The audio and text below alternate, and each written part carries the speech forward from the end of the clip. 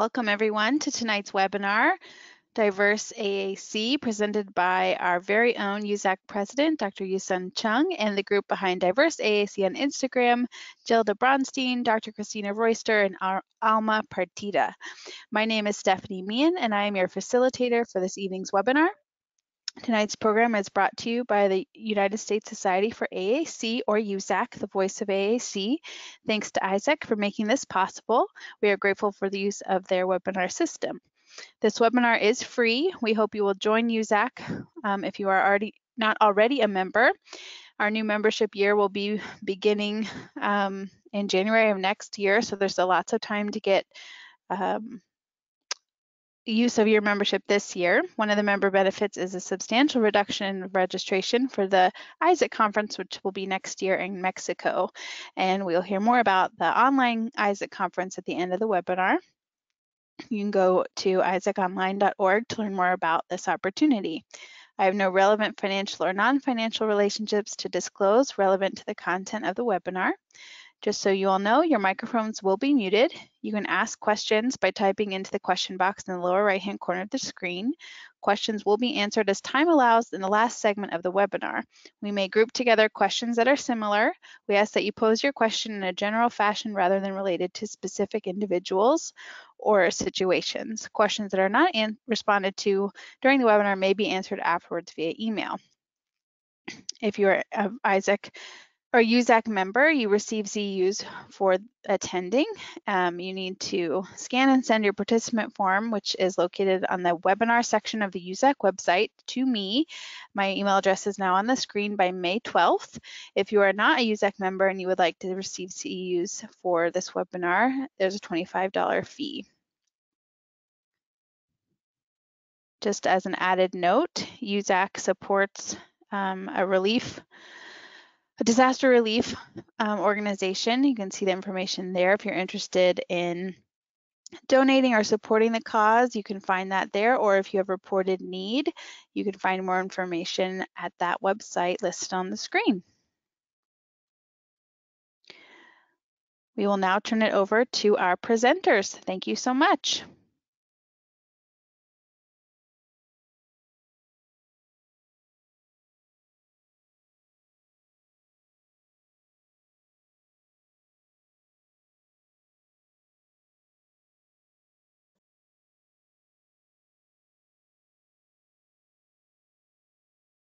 Hello, everyone.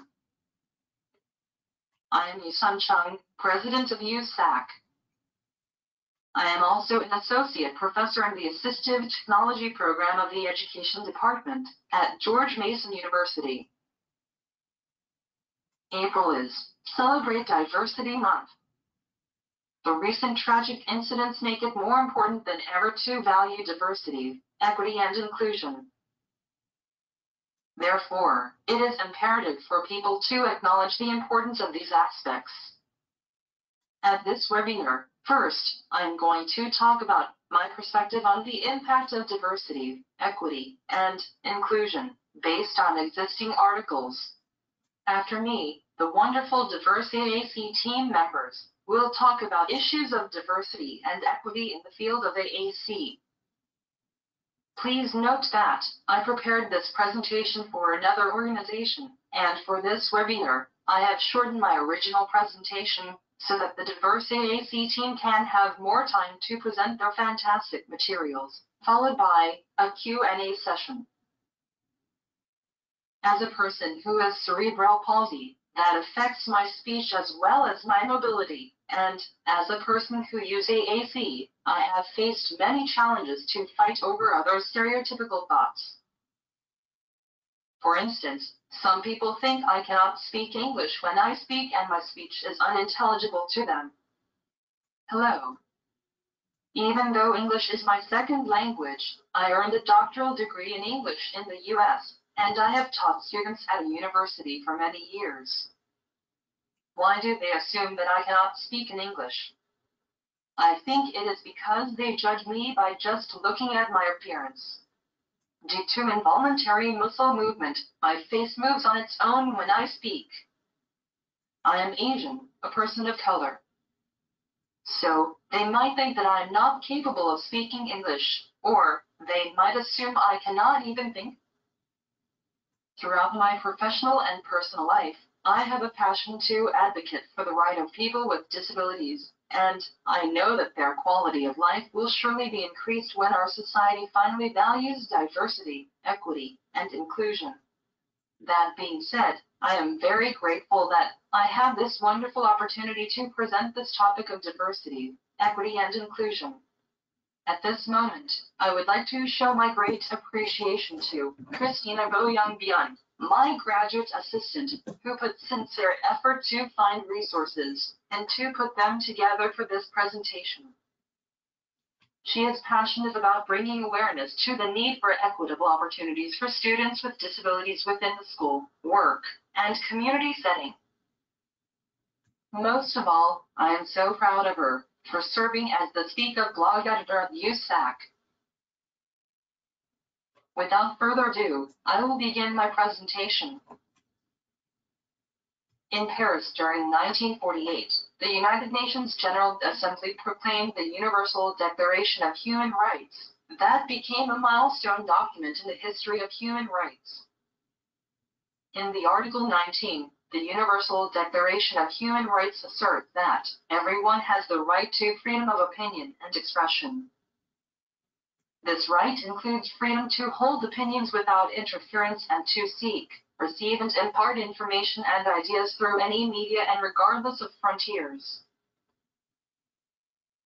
Another important law regarding communication rights is the American Disability Act, ADA, which also emphasizes that state and local governments, businesses, and nonprofit organizations who serve the public must communicate effectively with people who have communication disabilities. Effective communication means that whatever is written or spoken must be as clear and understandable to people with disabilities as it is for people who do not have disabilities. These entities must also provide aids and services when needed to communicate effectively with people who have communication disabilities. Unfortunately, this is not always the case. Disability discrimination still occurs. Although there are laws such as the ADA, which are meant to protect the civil rights of individuals with disabilities, the delivery and quality of services to uphold these civil rights varies from case to case. The ADA has a clause which starts by highlighting the importance of the right to equitable social opportunity through accommodations. This clause ends with the condition that these accommodations do not impose undue hardship on other people. The ethics of this sentiment begin with good intentions, but the reality of receiving accommodations reflects a different story. Unfortunately, the execution and delivery of these accommodations and services do not always follow through with what is written on paper. Ethical dilemmas tend to arise when it comes to the delivery process to meet the individual's needs in a timely and targeted manner. The reality of receiving accommodations varies based on multiple factors, such as an individual's disability, county of residence, availability of services, level of needs, and more. In order to fill this gap, our society needs proper research that can hear first-hand perspectives of those unfair issues. However, certain groups are overlooked more than others. One of these groups include people with complex communication needs and people who use augmentative and alternative communication. Oftentimes, these individuals are left out of participating in important research due to a preconceived bias about their cognitive capability and ability to provide consent to participate, or simply because researchers think it is so much more difficult for them to communicate with people who use varying communication methods. These harmful attitudes create a further gap between people with CCN and society. It is a violation of human rights explained under the 2006 United Nations Convention on the Rights of Persons with Disabilities. It is good to note, however, that there have been steps shown towards improving ethical approaches to inclusive research, which enable people with CCN to execute their rights to be fully and directly involved with the research that is developing to have their voices heard. One of these steps includes the recent highlight on diversity. When it came to gathering the data for this presentation, the research demonstrated there was a lack of diversity. Diversity is commonly thought of as different race, ethnicity, gender, and age. I want to emphasize that disability is another critical aspect of diversity, but this is too often overlooked. Looking at the research for this presentation, there was a common theme among the studies in the demographics of participants, which elicited some important questions. Which groups are being underrepresented? What are the potential consequences that occur from a lack of diversity and disability? It is essential that we recognize diversity extends beyond previous definitions to include disability. Because when certain groups are left out, it can lead to a harmful disconnect between the individual and the larger community. This chain reaction can result in delays to fuller life experiences and accommodations. When discussing diversity, the diversity of disability reminds us of the importance to reflect on individualized experiences, while considering how one's experience can be shaped by their diverse identities. The following research demonstrates gaps, but should be looked into, regarding diversity and disability. When looking through the quick statistics sheet on the population of individuals with voice, swallowing, and language disorders from the National Institute of Health, there was a common theme from the collected data. The age of participants described were younger, 3 to 17 years old. Participants included Black, White, and Hispanic children, but no mention of Asian or Pacific Islander children. Boys were more likely than girls to have a diagnosis. In a study done by researcher Binto, it was noted there were few dedicated resources which provide an overview of qualitative methods to effectively gather the perspectives of people who cannot easily communicate verbally, specifically, people who use AAC. Their statistics indicate there is a concerning gap reflecting the diversity of demographics in research participants with disabilities, which brings up another important topic on equity. Please take a look at this excerpt which demonstrates the effects of interventions and accommodations to accomplishing equitable access. When it comes to equity of access, consider how diversity also includes different socioeconomic situations, sociocultural values, and languages. Depending on factors such as language or technological literacy barriers, the equity of access to certain resources and services can vary. IEP meetings can be full of professional jargon which pose as a barrier to equitable access when it comes to understanding the services and accommodations being offered to the student. We must consider questions such as is training provided on how to use the assistive technology for the student, staff, and family members.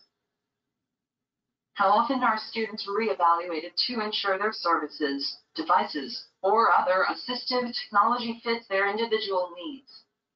For parents or guardians who are unfamiliar with the jargon and who do not have access to an advocate, IEP meetings can be an overwhelming process. This, in turn, can result in an inaccurate portrayal of the student and the student's needs.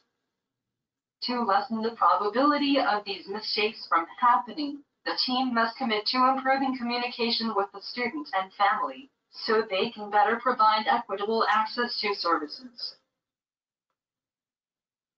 Please take a look at the statistics listed on this slide.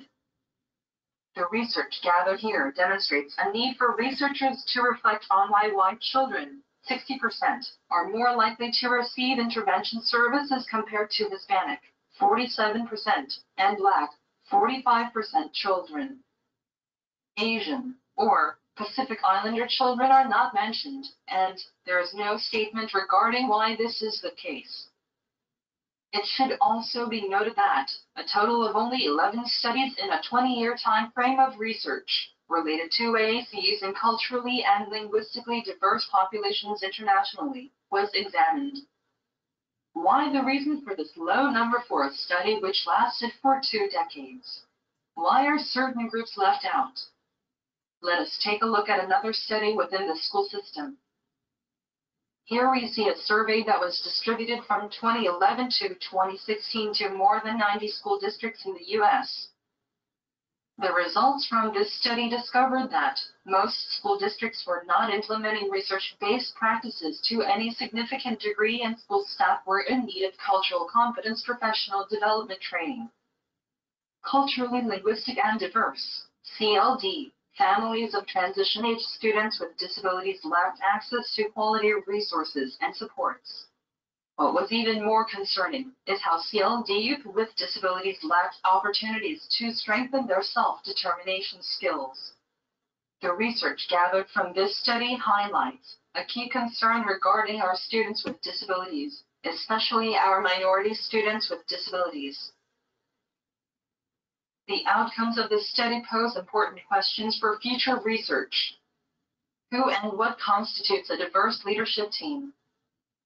Is someone with a disability on the team? Are all voices being heard and seen?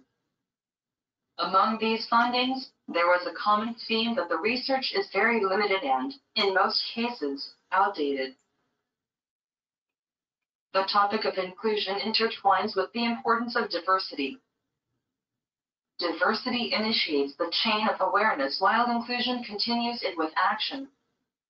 Some facts we need to be aware of to help us move forward with action relate to educational, employment, and community needs for individuals with communicator-related disabilities. A 2010 study found that up to 90% of students with CCN enter adulthood without acquiring functional literacy skills, undermining their educational achievement, their employment options, their social networks, and their access to independent living. Moving forward, we must incorporate evidence-based teaching practices to improve learner outcomes for students with CCN. A study from the early 2000s showed that less than 5% of individuals with CCN are employed even part-time due, at least in part, to a lack of effective and efficient communication and lack of functional literacy skills. Moving forward, there needs to be more staff trainings, disability awareness trainings, and accountability in the hiring process to increase this extremely low unemployment rate.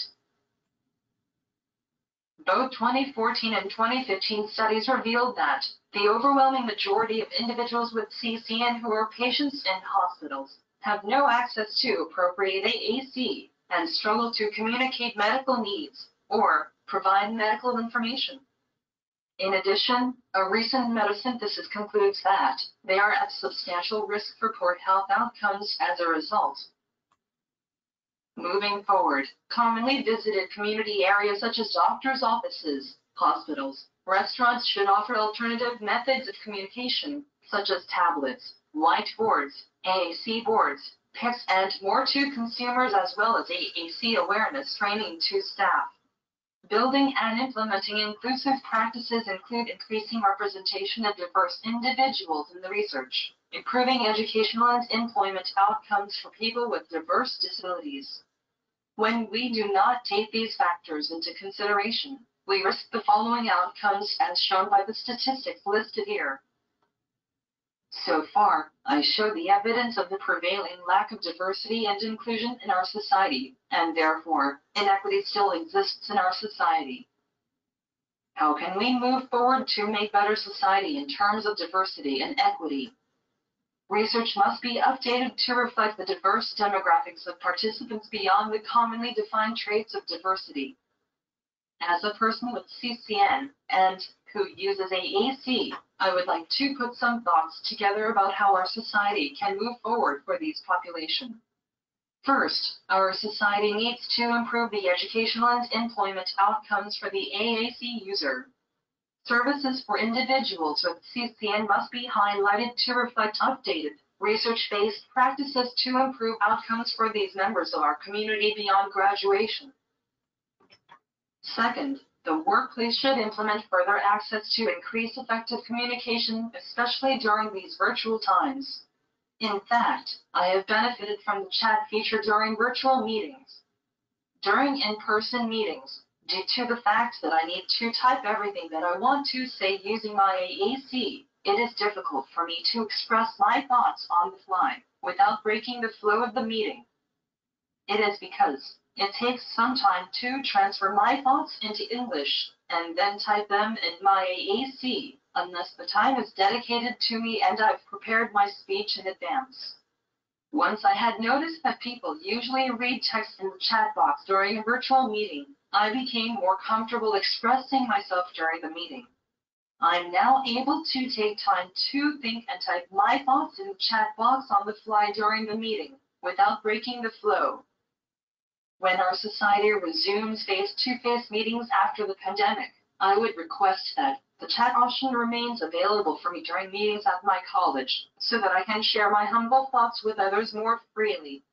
On a side note, it is funny, but I sometimes envy people who use sign language as there are always one or two interpreters available for them at meetings, because I always wish that I too had a communication assistant who could transfer my written notes, or what I type on a computer, on the fly into speech.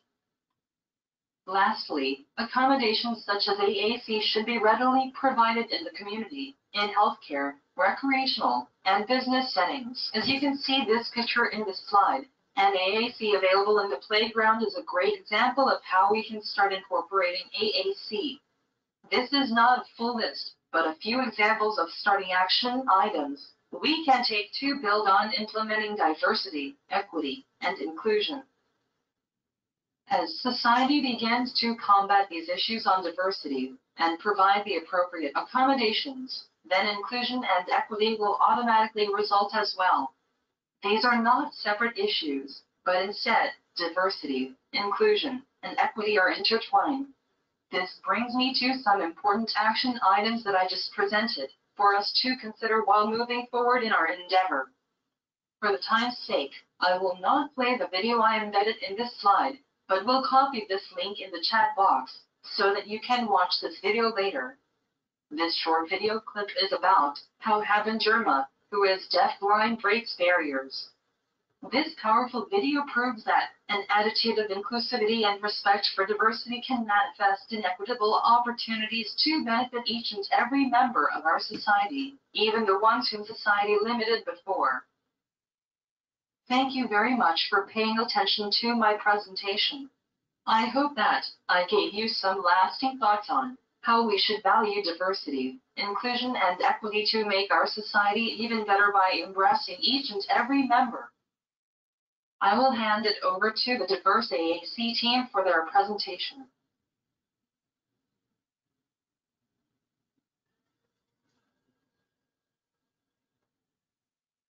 Thank you, Dr. Chung, for that. It was a great segue into our presentation, and it was definitely informative for all of us. So let me go ahead and share my full screen. Give me one moment. So it should be ready to go. So our presentation, at least this portion of the presentation, is called Diversity in AAC Apps. And we are Diverse AAC, and we'll go ahead and introduce ourselves in just a second. There we go. So my name is Christina Royster. I am the owner and founder of Play on Words Therapy LLC, which is a private practice that is based in Maryland and Washington, D.C. I also work on an AAC team in a Maryland public school system. I do lots of consulting with parents, consulting with families, as well as with students, and obviously lots of staff as well. And then I'm going to pass it over to Alma. Hi everyone, my name is Alma. I am a bilingual SLP working in Northern California. I graduated from San Jose State, where I was a participant of a grant that gave us extra training on assessment and treating AAC users. And so this is my bread and butter. I focused my research on my multilingualism and AAC, and I'm excited to talk to you all about it. My name is Jill DeBronstein, and I own a small private practice called JDB Speech and Language Services in Southern California. And I too specialize in AAC, and language literacy are my areas of particular interest. So that is the makeup of diverse AAC.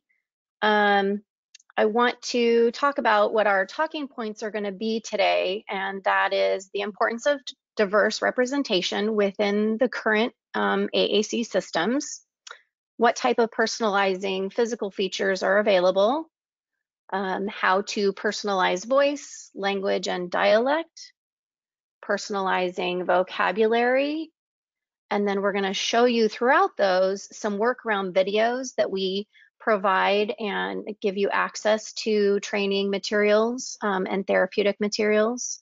And then we're going to end our presentation with some information about the future advancements in the area of AAC apps and diversity. So as diverse AAC, our mission is really to provide you with the most current, updated information about the resources that are available in AAC apps. And as personally, as a member of the 92% of white SLPs that are out there, historically, therapy materials, resources, tests, and AAC apps have been geared more towards the white English-speaking user and/or client. And so as SLPs, and myself in particular, we all have a responsibility to hold paramount the welfare of all the people that we serve. And so today what we're going to be talking about is just encouraging you to follow us as we provide updates and future progress in the app so that all AAC users can achieve equitable access and be represented within their AAC device.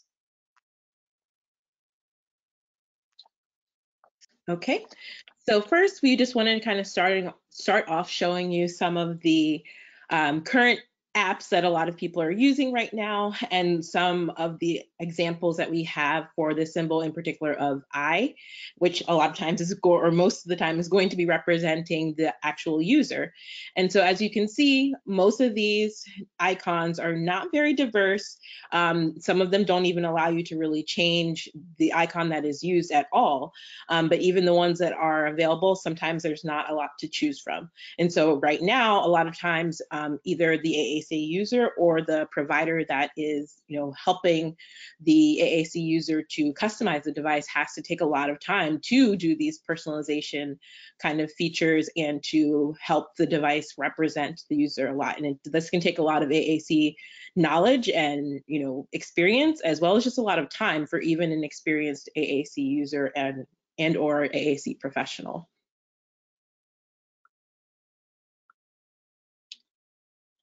We, as professionals, since all of us work with AAC users, and just in general, just as speech language pathologists and people and citizens of this earth, we feel that it's we know that there's a right to communication and there's power in communication. So our AAC users are using this is their voice, and so this should be part of their personal identity.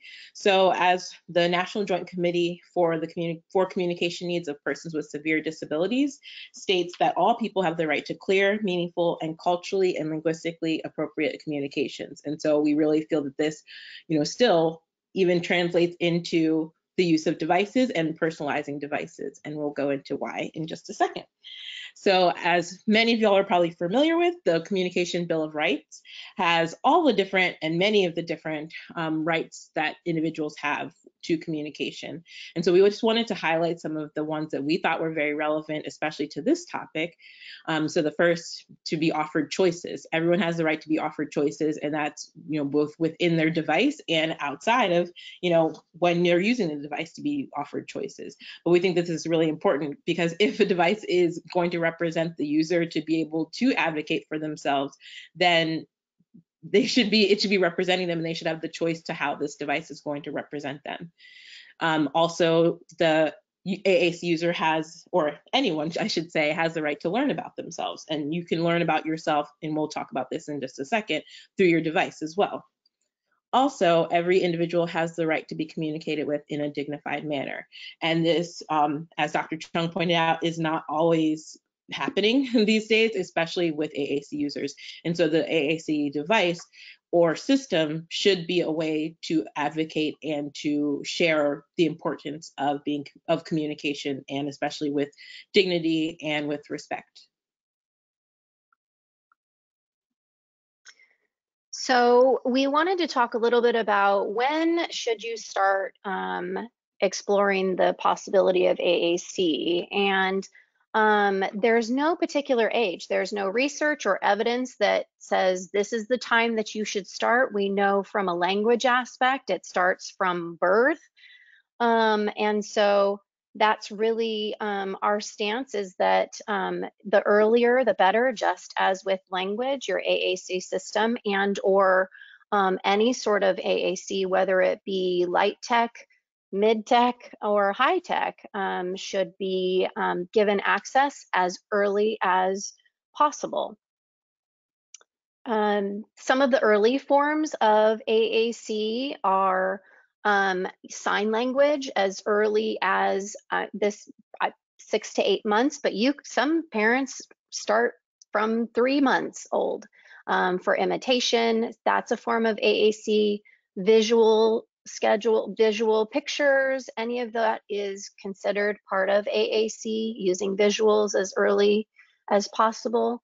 But the reason for that, and what we're talking about in particular, is that self-awareness, we know through child development, begins around the age of 15 to 24 months. Children really start to identify who they are, right? They look in the mirror, they love watching home videos, recognizing their family members, their loved ones, family and friends, recognizing the differences between themselves and other people, parents, whatever. So that theory of mind really starts to improve and expand. And we really think it's powerful that an AAC system from early on should represent that user. Great, and I'll go in to talk about a little bit more about multilingualism and AAC. Like Dr. Chung pointed out, the research in diversity and AAC is limited, but there are a few good pieces that kind of withstand the test of time. There's a lot of work from Dr. Gloria Soto at San Francisco State in regards to bilingualism and AAC. Well, and I'll start off with first, this is a question that bilingual SLPs get all the time, is if my speaker struggles learning language, he's going to struggle learning any language, and that's just simply not true. And it's similar to, and the same goes for AAC, right? Learning 2 languages on an AAC device is not going to inhibit them if they struggle with language. So there are no detrimental effects to the linguistic, cognitive, and social development of children, including those who use AAC. In fact, maintenance of the home language is imperative. And this is directly from Dr. Gloria Soto, who presented recently at a PALS training. She talks a lot about the need for culturally family-centered training, and not just parent training on like, this is how you plug in the device, this is how you turn it on, but more family-centered, keeping in mind their heritage, their cultures, and things that they want to talk about, right? That's important that we keep into consideration the things that they want to talk about when we're thinking about helping them program the device and things like that. What I found through my research as well is that a lot of Latino families preferred signs if that was the first thing they were introduced to over high-tech AAC, and they thought that AAC should be considered something that the school does, not really at home. And those are things that we should keep in mind when we are bringing AAC, especially in the early intervention setting. I think low-tech and signs are the best way to get them on board, but it seems like if you introduce high-tech AAC early, bilingual high-tech AAC early with code switching abilities, that can help them in the long run, and it's something to consider. And then in terms of considerations for AAC use in the home language, modeling language is different in when you're considering, for example, English versus Spanish, because in Spanish, the syntax will be different. For example, you're going to use a noun adjective instead of an adjective noun in English. And so it's not the same thing to just translate icons or use the same icon and just put a Spanish word over it. It's not enough to just translate core word lists. It's very important that we avoid doing this and consider that, if you are going to introduce a different language, that the syntax modeling will be different. as well. And then when we talk about personalization of AAC, we're not just talking about, changing the icon color so that they identify themselves with it more. We're also talking about all the different parts of AAC that make the device or the lighttech system be personalized to the user. So again, looking at vocabulary, making sure we're choosing vocabulary that is culturally relevant to the speaker, making sure if we're using a voice output system that we include their dialect. This is also very important. As we know, like Spanish, it's not just Spanish. There are many, many dialects of Spanish. The voice synthesizer is also important because we don't want them to use a Spanish voice of a 20-year-old. If they're a young child, we want them to have a child Spanish voice. And then code switching abilities, which I'll talk a little bit about. I do think the bilingual apps available do a good job of code switching, but it's not ideal, and I'll talk about that a little bit more later. And then again, in terms of the selection for icons, there's a lot of research around making sure that the family is included in the selection of icons, because a lot of icons are not culturally relevant to the user. So again, there's been research around how different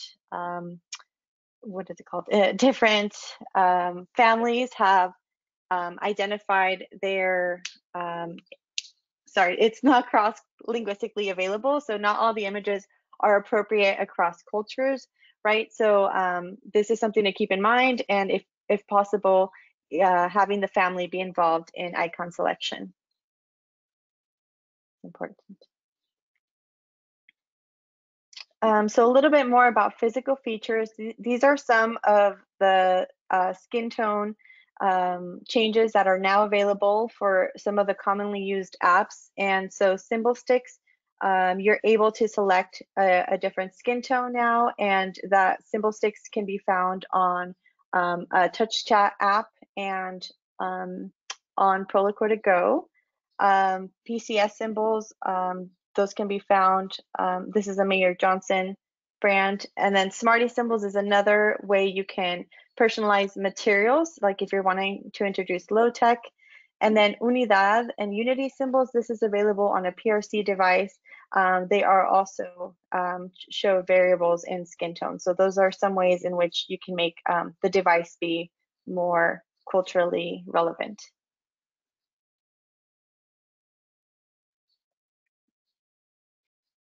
So now we're going to just show you a quick video on the workaround on how to change the skin tone on Proloquo to Go. But if you also jump over to our YouTube channel, Diverse AAC, you'll see other videos. We can't show them all today, but we'll just do a quick one here on how to change the skin tone with Proloquo to Go. Okay, give me 1 second while I just jump over out of this screen. Got to figure that out. Whoops.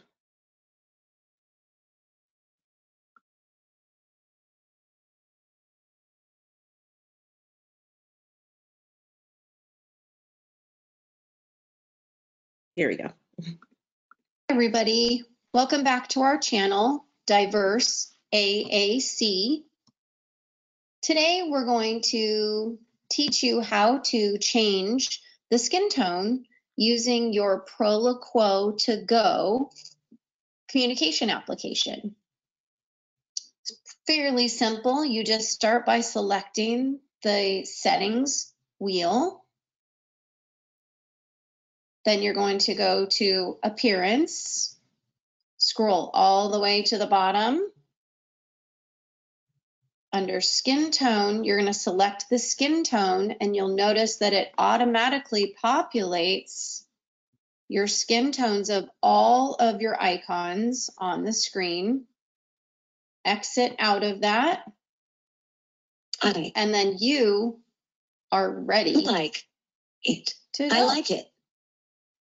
Follow us for more information on how to diversify your AAC. Okay, I'm going to jump back to the presentation.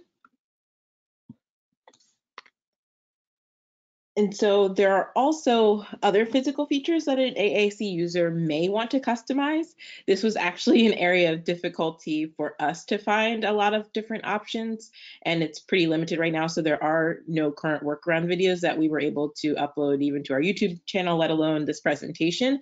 But we still wanted to show some of the things that are available, such as, other features, like if a user maybe wears glasses, if they use adaptive equipment, such as a wheelchair, or a walker, or different mounts for their system. There are some systems or AAC apps that do allow for some selection of these kinds of icons. You actually have to go in and maybe search for some of those items. Like, for example, for symbol 6, you might have to type in wheelchair and then choose one of their options and put it in for the I symbol, for example. There are different ones that have glasses. So you can, go under I and look under all the different, options. If you type in, boy or girl, man, woman, you can see different ones that do have glasses. But for a lot of the other ones, for especially adaptive equipment, a lot of times there's not a lot of things unless you type in that exact piece of equipment. There are other different cultural or religious, especially articles of clothing, such as a hijab or a turban. Those are sometimes available in certain apps for the user to select, but again, it's pretty limited and there's not really a workaround. It's more just search for maybe the one you're looking for, except for Mayor Johnson does, or PCS does have a lot of options just available in their different people, so you can look through those, but currently, there's no way to kind of really go in and select different options that you would want, and then to only have all of your people to have those options. So as of now, there's no workarounds, but we're hoping that that will become an option soon, similar to if any of you all are familiar with like a Bitmoji, or choosing a different emoji kind of character. We would like something like that to be available for many of our AAC users.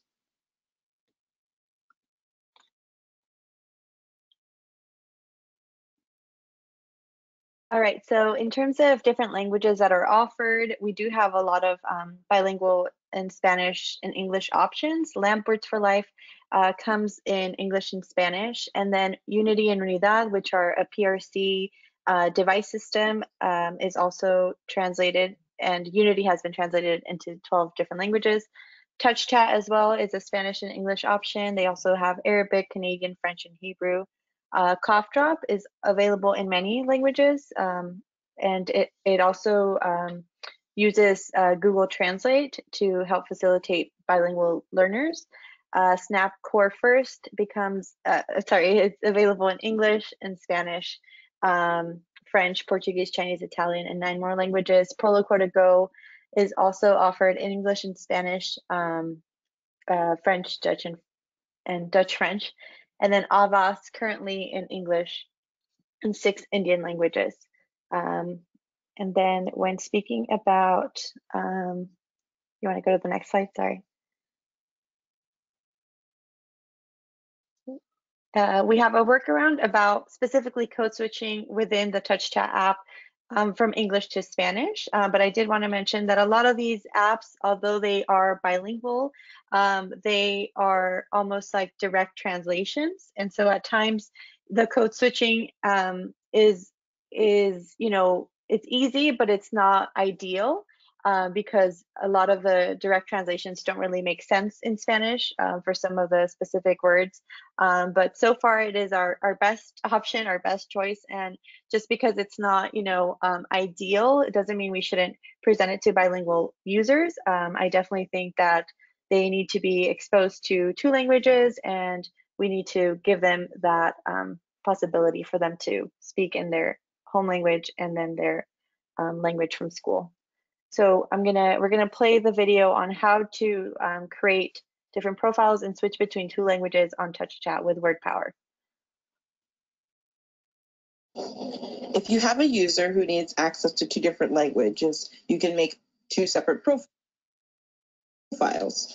So this is different from creating 2 different vocabulary sets. But once you've created a vocabulary, you're happy with all of the changes and the settings that you've made, what you can do is save it as a profile. So I'm going to show you how to do that here. Go to Menu, Settings, And then up here at the top, it's Save Profile.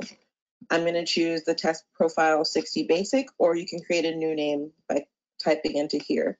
But I'm just going to use this one that I've already made and save it again. It's asking me if I want to overwrite it. I will choose yes and done.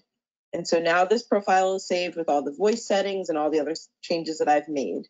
And I also had a Spanish set that I've already created and saved that profile as well. So as you can see down here at the bottom right, I have made a button that says Español, and I just chose a symbol that showed two different, voice bubbles. You can choose any symbol, make it any color, anything you'd like to call it. But I'm going to go up here to Menu, Edit Page. To go into edit mode, I'm going to select this button I've made, edit this button. I'm going to go down here to the button Actions, and what I'm going to do is add.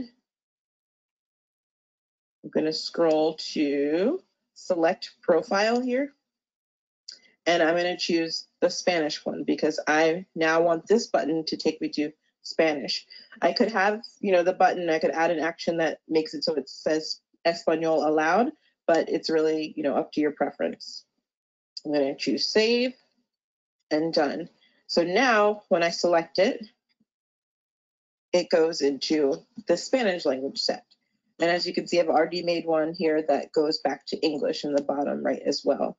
So if I select that, it goes back to my English set.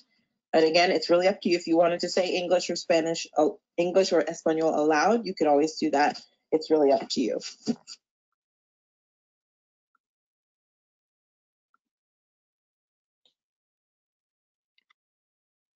Okay, so we also wanted to talk about some of the voice and dialectal features that have options available in various apps and different software companies. First, we wanted to touch on acapella, which is what many of the companies use for their voice options, such as PRC, Saltillo, assistivewear. They have a variety of languages and dialects available even within the languages, which is great. But there's still limitations. Obviously, there's not every language or every dialect available, and they are still developing some, which is a good thing. There's also VoiceKeeper, mainly used by PRC and Saltillo, which allows the individual to record their voice in the event that maybe their voice is changing, such as maybe a progressive disability or a progressive illness, such as like if the voice is lost or if it's going to change over time. Or you can have someone else record, so someone of your choice to record, because maybe you feel that their voice would best represent you as the AAC user. So you can have them record about 300 sentences or so. It can take up to 30 minutes, and you can do this over time. And then with that, the voice of the device can be developed. There's also Vocal ID, which is used by PRC and Tubi Dynavox, which uses crowdsourced voices. So just a lot of different people have kind of donated their time to submit their voices. And so there's kind of a bank that they use to create synthesized personalities, and that an AAC user can find a voice that's unique to them. And then finally, there's also editing of pronunciations within the apps that, is a feature that's already available, which we're going to show a video of in just a second, as soon as I switch out of this screen. We're going to show with Lampwords for Life how to edit the pronunciations. So give me 1 second. Here we go. Sometimes you may need to change the pronunciation of a word to make it more personal. For example, if I'm working with an individual named Matias, for example, on this personal page in Lampwords for Life, I can go here. My name is Marshes. And as you can see, it does not pronounce Matthias in the correct way. So in order to change that, I can go to Menu up here on the top right, go to the first one here that says Edit Pronunciations, and now I'm going to add it to one of the ones on the list. So I'm going to choose the plus sign, and first type the word that I want to be pronounced differently. So I'm going to type Matthias. And now I have to figure out phonetically how it should be said, and you can test it out by pressing pronounce. So let me try one example.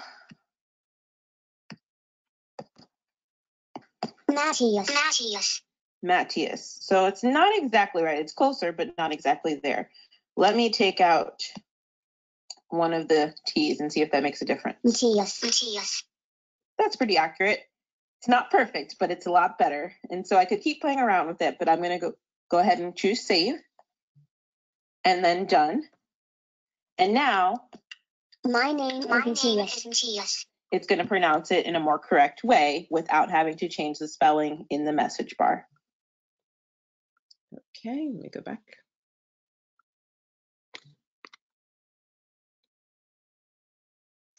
Okay, so we're going to talk about vocabulary within the AAC systems, and most AAC apps come with a preset vocabulary that includes the most commonly used words and core vocabulary, which is absolutely wonderful. We don't have to do a lot of programming, which makes it a lot easier.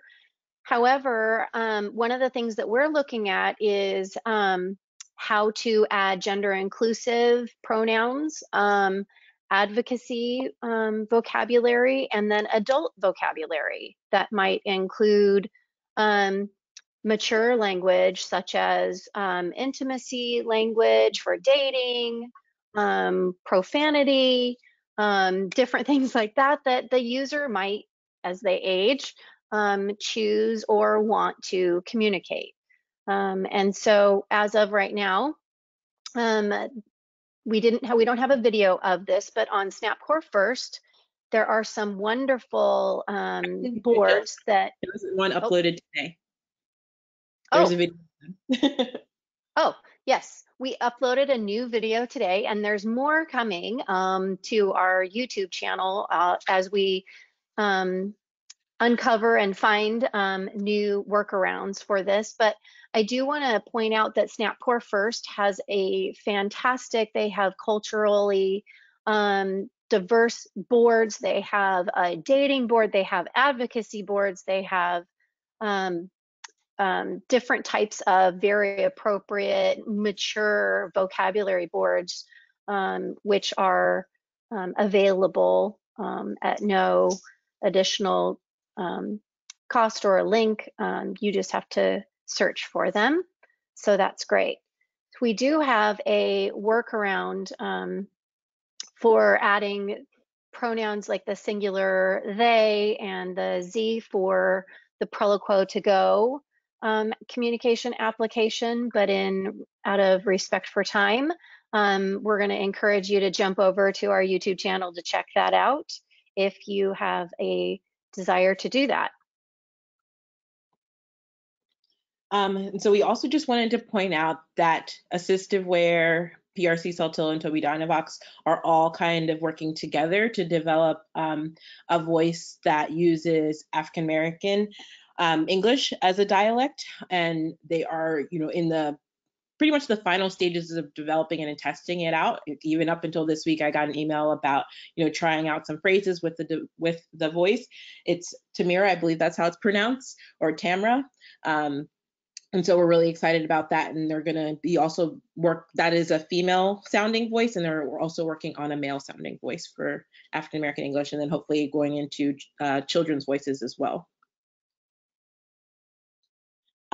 We also just wanted to point out, even though these are not necessarily on high tech, some, I know like Cough Drop does allow the use of lesson picks and some other apps, but they're still, when we're thinking about light tech, there are lots of workarounds available for lesson picks. We have some videos for those too, for some of the software companies, and just remember the benefits that light tech can be sometimes kind of a gateway into introducing to families, and it's also, obviously a lower cost. So sometimes it may be your only option depending on the situation, but it does offer a lot of different types of customization based on skin tone, hairstyles, and this is particular to lesson picks. And we will show you some of that in our YouTube channel as well.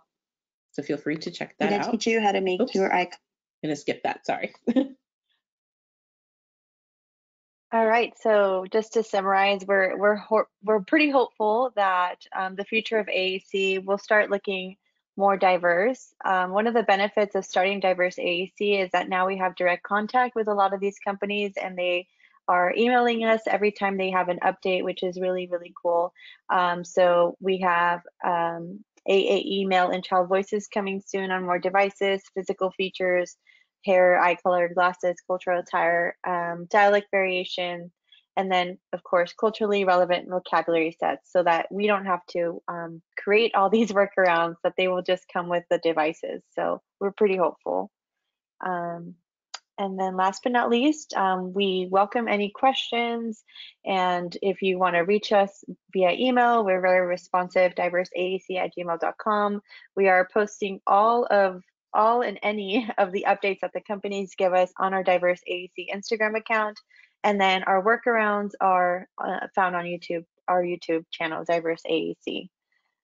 So I think that's pretty much it. And at this time, we will take any questions that you guys may have in the chat.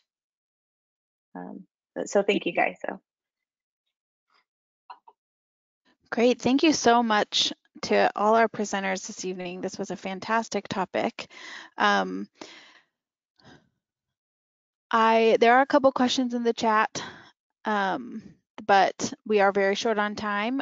So I think the best course of action is for the attendees to note the email address here, diverseaac@gmail.com, and make sure you're following them on the social media accounts they have to request any further information or updates about any of the things that they presented about. I just wanted to remind everyone about the CEU process. You have 2 weeks to send that form to me. Again, my email address is smeehan8@ku.edu. You can see that on the bottom of the screen there. And please save the date and register for our next webinar, which is on May 4th. Louis Golinker, who is the Director of Advocacy for your USAC, will be talking about the SLP's role in speech generating device advocacy. That's going to be a great webinar as well. And I just want to reiterate our thanks and appreciation for our speakers today. This was so informative, and so much of the updates they presented are long overdue. So thank you all so much, and we will make sure to forward the questions that are in the chat on to the appropriate people. And I appreciate all your time, and I'll turn it over to Franklin to finish up. Thank you very much. First of all, a very big hearty thank you. Yes, my name is Franklin Smith. I'm Executive Director of AAC. A big hearty thank you to our presenters this evening, Alma, Christina, Jill, and Yoosun. And of course, Stephanie, a big thank you to you for your tremendous moderating skills this evening. Correct, the questions that have been entered into the system, we will be forwarding to our presenters, so thank you very much. And I just wanted to remind everyone, anyone who is interested in becoming a member of AAC International or one of our chapters, and our US chapter USAC is certainly a chapter, then by all means, please navigate to our website, isaac-online, ONLINE.org, and you will see links there for becoming a member through our online system. I also want to remind everyone that AAC will be presenting its very first all virtual event this summer, August 9th through 12th. It is called AAC Connect, and the theme is augmenting our network. And registration is now live and open, and our call for posters is now live and open. So anyone who is interested in attending, and it is going to be a fabulous event with a lot of very high quality and well-known speakers and professionals and researchers in the AAC field. It is a not to be missed event for 2021. So again, you'll be able to see the AAC Connect link at the top of our website. And by all means, go there, register. And if you do have a poster that you would like to present, then by all means, submit your proposal. So again, thank you very much to everyone. Thank you to our speakers. Thank you to our moderator, and of course, a big thanks to all of you from, yes, the United States and Canada and around the world for joining us this evening, and have a great rest of your evening, morning, day, afternoon, wherever it is you are in the world. Thanks very much, everyone.